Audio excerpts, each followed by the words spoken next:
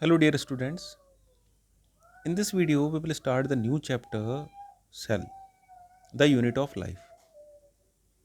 Before we start the main segment of this chapter, we should have knowledge the basic thing which are related to the particular cell. The cell discovered by Robert Hooke in 1665, and Robert Hooke discovered the cell in a cork slide, and the cork slide was dead tissues. Dead tissues were present in it. This is the cork slide structure, and they have got dead tissues. So he saw the dead cells. Remember it?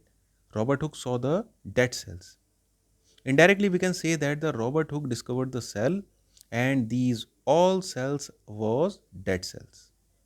After that, the new scientist Antino von Leeuwenhoek or A.V. Leeuwenhoek. A.V. Leeuwenhoek, with the help of their microscope, they discovered the living cell. Antino von Leeuwenhoek discovered the microscope, sperm cell, and bacteria also. So Antino von Leeuwenhoek first of all discovered the living cell. So don't be confused. Who discovered cell? Robert Hooke.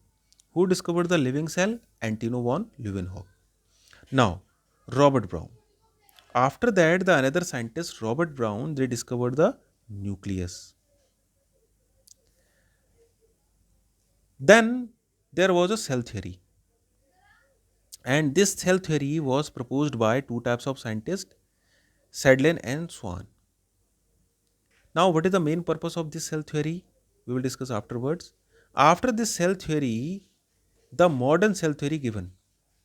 And in this modern cell theory, Sedlin and Swan was present. Apart from that, the new scientist always added their specific segment in the modern cell theory, whose name was Rodolph Virchow.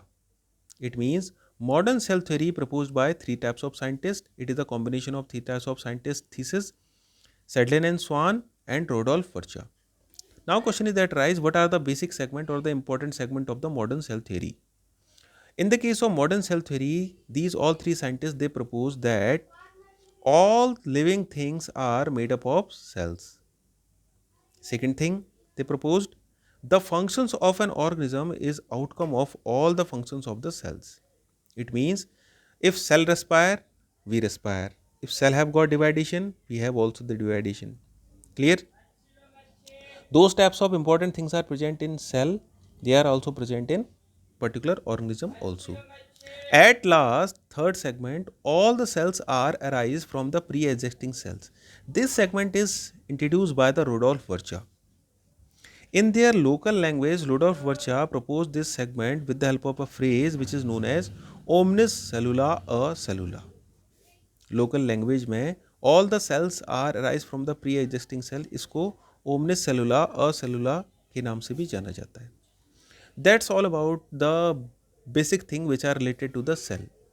In next video we will talk about the size of the cell and the shape of the cell.